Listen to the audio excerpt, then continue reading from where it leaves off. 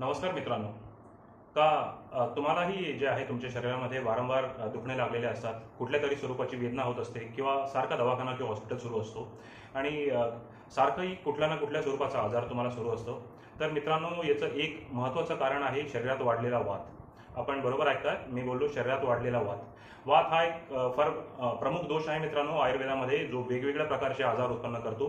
तर आजच्या या टॉपिकमध्ये मित्रांनो, आपण शरीरामध्ये वारंवार वात का वाढत असतो, याचे कारणं काय असतात, याचे लक्षणं काय असतात, शरीरामध्ये कुठल्या ठिकाणी मित्रांनो वात वाढतो व याचा आपण प्रतिकार कसा करावा, बेस्ट पॉसिबल घरगुती किंवा किरकोळ स्वरूपाची औषधी घेऊन आपण कसं वाताला कंट्रोलमध्ये आणू शकतो व आजारांना आपल्या शरीरापासून दूर ठेवू शकतो, आजच्या व्हिडिओमध्ये आपण जाणून घेऊ. डिअर फ्रेंड्स, नमस्कार. मी आपला होस्ट डॉक्टर स्वप्नील आणि तुम्ही बघतायत माझा चॅनल डॉक्टर स्वप्नील वाडवेकर. तर टॉपिक सुरू करू मित्रांनो आपण. तर जसं की आपल्याला कळलं असेल टॉपिक कुठला आहे मित्रांनो, शरीरामध्ये वारंवार वात का वाढत असतो या विषयावर आपण बोलणार आहोत. त्याच्या आधी शरीरामध्ये थोडक्यात वाताची उत्पत्ती वगैरे कशी होते काय हे आपण जाणून घेऊ. सर्वात पहिले वात काय आहे ते जाणून घेणं गरजेचं आहे मित्रांनो. शरीर जे आहे आपलं ते पंचभौतिक सांगितलेलं आहे, म्हणजे शरीर 5 एलिमेंट्स पासून बनलेलं असतं, 5 महाभूतांपासून बनलेलं असतं. आकाश महाभूत, वायू महाभूत, अग्नी महाभूत, जल महाभूत आणि पृथ्वी महाभूत. स्क्रीनवर दिसेल डिअर फ्रेंड्स तुम्हाला. तर पहिले जे 2 महाभूत आहे मित्रांनो, आकाश महाभूत आणि वायू महाभूत, याच्यापासून वाताची उत्पत्ती होते. नंतर अग्नी महाभूत जे आहे आणि जल महाभूत याच्यापासून पित्ताची उत्पत्ती होत असते आणि अनुक्रमे पृथ्वी महाभूत आणि जल महाभूत जे आहे याच्यापासून कफाची उत्पत्ती असते.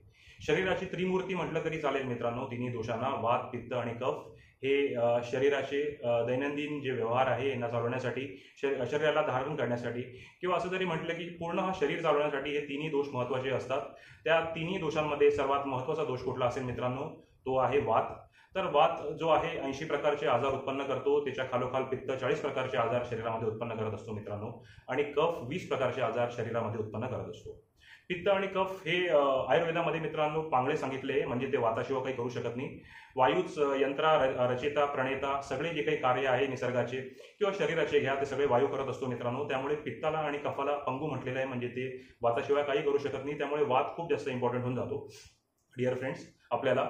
तर वात कुठल्या कुठल्या प्रकारचा आहे शरीरामध्ये हे जाणून घेऊ. त्याच्यातच पुढच्या व्हिडिओचं इम्पॉर्टंट डिस्क्रिप्शन राहील मित्रांनो, की आजार कसे होतात आणि कसे आपल्याला दुखणे लागत असतात. शरीरामध्ये वायू 5 प्रकारचा असतो मित्रांनो. पहिला प्रकार जो आहे तो प्राणवायू. नावातच त्याच्या प्राण आहे, म्हणजे थोडक्यात शरीराचा प्राण हा सर्वात महत्त्वाचा पहिला प्रकार आहे वायूचा, याला प्राणवायू म्हणतात.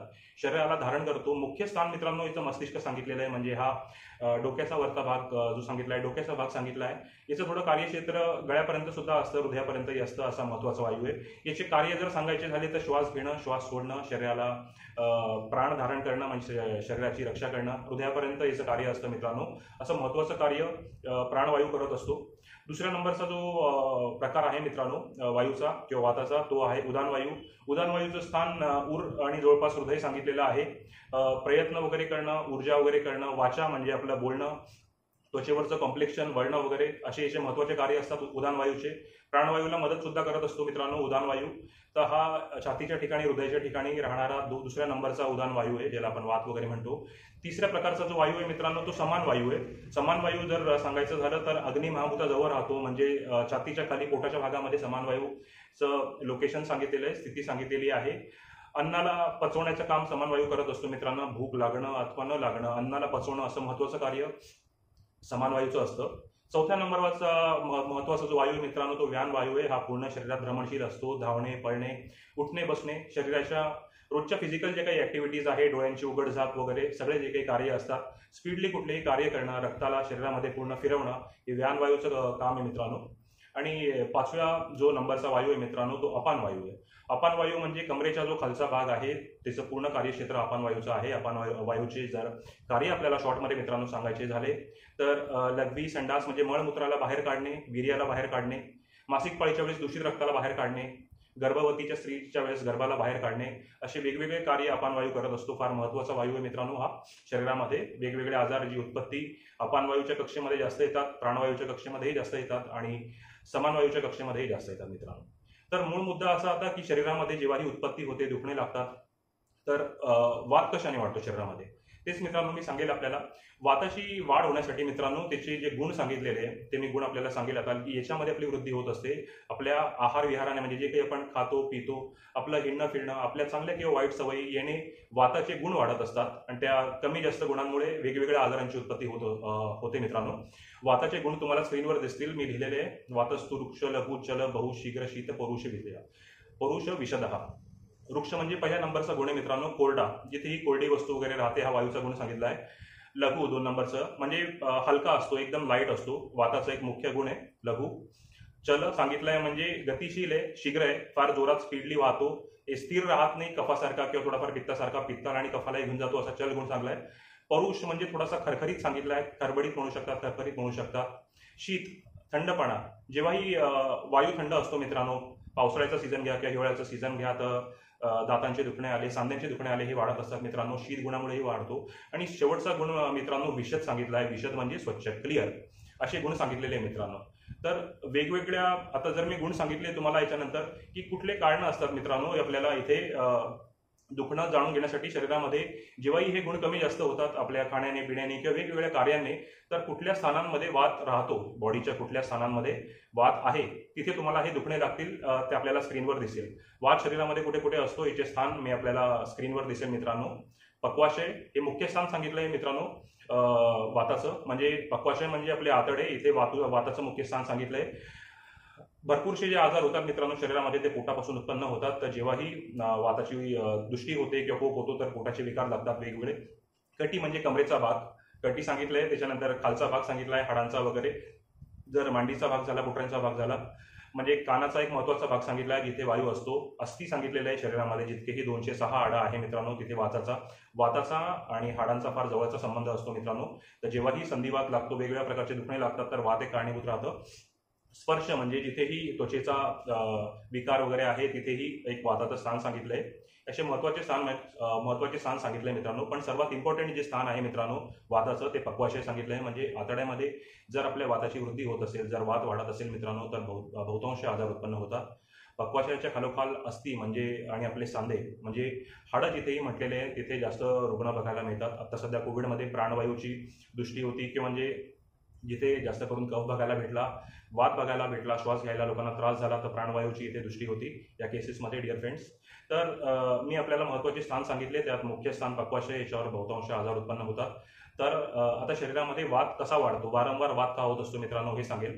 जेव्हाही वायू हा गतिशील असा दोष आहे मित्रांनो, तर जेव्हाही प्राकृत त्याच्या गतीमध्ये अडथळा उत्पन्न होतो तर तेव्हा वाताची वृद्धी होत असते मित्रांनो, किंवा तो आजार उत्पन्न करत असतो.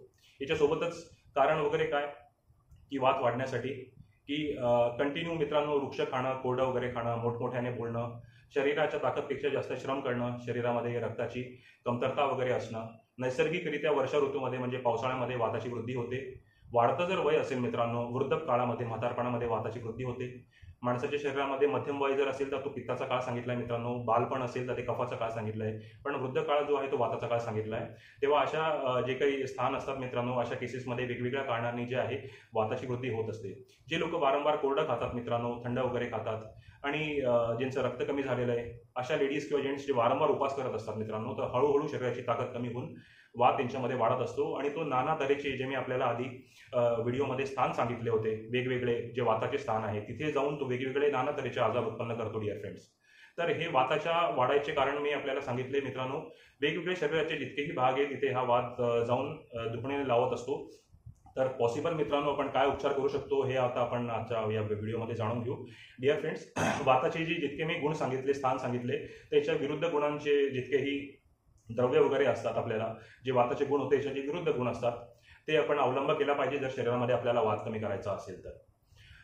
सोप्या भाषेत सांगेल मी, 6 चव सांगितलेला आहे किंवा रस सांगितले आयुर्वेदामध्ये, मधुर, आम्ल, लवण, कटू, तिक्त, कषाय, म्हणजे गोड, आंबट आणि खारट आणि तिखट, तुरट आणि कडू. तर मित्रांनो जर आपण गोड वस्तू खाताय, आंबट वस्तू खाताय किंवा जर थोडीशी खारट वस्तू खाताय तर वाताचं शमन होतं. आणि उरलेले जे रस आहे किंवा फार जास्त प्रमाणात तिखट खाणं, वातूळ वगैरे खाणं, कंटिन्यू उपास वगैरे करणं, असे जे काही रस असतात यांनी वाताची वृद्धी होत असते. तर बेस्ट घरगुती उपायांमध्ये जर आपल्या शरीरामध्ये वारंवार वात होत असेल, दुखणे लागत असेल तर आपण काय करू शकतो. घरच्या घरी मित्रांनो जर करायचं झालं तर सर्वात रामबाण औषध वातावर जे आहे ते लसूण सांगितलेलं आहे. लसूण एक उत्तम औषध सांगितलेलं आहे वातांवर, की फक्त जर थोड्या प्रमाणात आपण लसणाचं सेवन करत असाल, जर आपल्याला सांध्याचं दुखणं आहे, वारंवार आपल्याला मित्रांनो वात होतो, अंगाला मुंग्या वगैरे येतात किंवा कुठल्याही प्रकारचे दुखणे वगैरे असतील मित्रांनो, तर आपण लसूण घेऊ शकता या केसेसमध्ये. त्याच्यासोबतच आलं आणि सुंठ हे पण उत्तम औषधं आहे, जे घरगुती उपचारामध्ये आपण याचा अवलंब करू शकतात. दुसरा, हिंडण्या फिरण्याच्या बाबतीमध्ये गरम पाण्याचं शेकणं किंवा कुठल्याही आतापामध्ये जर आपण अर्ली मॉर्निंग सकाळी उठताय तर कोवळ्या उन्हामध्ये जर तुम्ही बसले तर कुठलेही वाताचे दुखणे कोवळ्या उन्हात बसल्याने 15 ते 20 मिनिटांनी बऱ्यापैकी प्रकारात कंट्रोलमध्ये येताना दिसतात. त्यासोबतच मित्रांनो, वायूचा जो पुत्र सांगितला आहे श्री हनुमान, ज्याचं याला आपण तेल अर्पण करत असतो, तसं वातामध्ये एक फार सुंदर औषध आहे तेल जर आम्ही इथे म्हणतो तर ते तिळाचं तेल ग्राह्य धरलं जातं मित्रांनो. खोबऱ्याचं तेल घेतलं जात नाही किंवा नारळाचं तेल घेतलं जात नाही. वेगवेगळे जे औषधं सांगितली वातांवर ते तिळाच्या तेलाच्या बेसातच बनलेले असतात मित्रांनो. बेस तिळाच्या तेलाचाच असतो. तर तेल लावणं शरीराला वात कमी करण्यासाठी फार रामबाण औषध आहे. पण जिथेही वातामध्ये अनुबंध असतो, म्हणजे मित्रांनो कफाचा किंवा आमाचा, तर काही काही संधिवाताच्या पेशंटमध्ये तेल लावलं की सूज वाढून येते, वेदना वाढून येतात. म्हणजे वात फक्त एकटा पाहिजे या केसेसमध्ये, तर तेल लावणं फार जास्त महत्त्वाचं आहे शरीराला, जर आपल्याला वात वाढला असेल तर. आणि शेवटची मी औषधी सांगेल डिअर फ्रेंड्स तुम्हाला. औषधींमध्ये जर खूप चांगली औषधी सांगायची झाली तर दशमूळ हे सर्वश्रेष्ठ औषध सांगितलं आहे मित्रांनो वातांसाठी.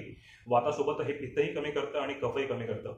तर दशमूळचा फोटो दिसेल आपल्याला. दशमूळ तुम्ही पावडरच्या रूपामध्ये घेऊ शकता. आजकाल मार्केटला याचा काढा सुद्धा अवेलेबल असतो. दशमूळ काढा दिसेल आपल्याला एक फोटो, आणि दशमूळ अरिष्ट दिसेल. घ्यायचं झालं तर 1.5 चमचा 3 वेळा घेऊ शकतो. त्यांचं वजन जास्त आहे, ते 2 चमचे सकाळ दुपार संध्याकाळ घेऊ शकता. तेवढंच पाणी टाकून घ्यायचं आहे मित्रांनो याच्यामध्ये, दशमूळचा काढा किंवा दशमूळ अरिष्ट. दुसरी वनस्पती अश्वगंधा फार सुंदर काम करते. आपण अर्धा चमचा पावडर सकाळ दुपार संध्याकाळ घेऊ शकता. जर आपल्याला कुठल्याही प्रकारचं वाताचं दुखणं आहे मित्रांनो, तिथे अश्वगंधा फार सुंदर काम करत असते. तर हे 2 ते 3 प्रकारचे औषधं होते जे मी आपल्याला सांगितले, अश्वगंधा आणि दशमूळ, की जे उत्तम वात वगैरे कमी करायला काम करतात. मित्रांनो, व्हिडिओ संपवता हा महत्त्वाचा टॉपिक असा की जर आपल्याला वातावर उत्तमरित्या कंट्रोल करायचं आहे तर आपल्याला प्राणायाम करणं फार गरजेचं आहे. जसं मी टॉपिकच्या सुरुवातीला सांगितलं होतं की प्राणवायू सर्वात जास्त इम्पॉर्टंट आहे. वातावर जर आपल्याला कंट्रोल करायचं आहे तर आपल्याला आपल्या श्वासावर कंट्रोल करणं गरजेचं आहे. म्हणजे वात आटोक्यात येत असतो डिअर फ्रेंड्स, आणि वेगवेगळ्या आजारांपासून आपली मुक्ती होत असते.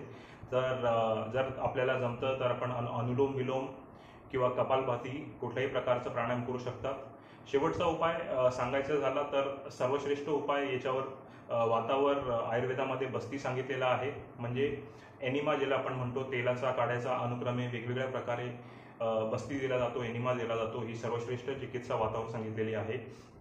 तर डिअर फ्रेंड्स, हे सगळे उपाय होते ज्याच्यात मी वात शरीरामध्ये कसा उत्पन्न होतो, याचे गुण कसे वाढतात, कुठल्या ठिकाणी वात राहतो व वेगवेगळ्या कारणांनी शरीरामध्ये वात वाढून कसे आपल्याला दुखणे लावत असतो हे मी सांगितलं. जर व्हिडिओ मित्रांनो आपल्याला आवडतो तर नक्की आमच्या व्हिडिओला लाईक करा, शेअर करा आणि चॅनलला सबस्क्राईब करण्यासोबतच घंटेचं चिन्ह दाबायला विसरू नका. कारण की जेव्हाही आम्ही नवीन व्हिडिओ अपलोड करू त्याचे नोटिफिकेशन नक्की तुम्हाला मिळतील. हा पहिला पार्ट होता डिअर फ्रेंड्स. याच्यात आम्ही वाताबद्दल सांगितलं. पुढच्या काही पार्ट्समध्ये पित्ताबद्दल, कफाबद्दल आणि वेगवेगळ्या प्रकारचे जे व्यक्ती असतात वाताशी निगडीत, पित्ताशी निगडीत, कफाशी निगडीत, याचंही आपल्याला मॅक्सिमम आम्ही इन्फॉर्मेशन देण्याचा प्रयत्न करू. तर लवकरच भेटू पुढच्या व्हिडिओमध्ये एक नवीन पार्ट सोबत. तोपर्यंत मी आपला होस्ट डॉक्टर स्वप्नील आपली आज्ञा घेतो. धन्यवाद.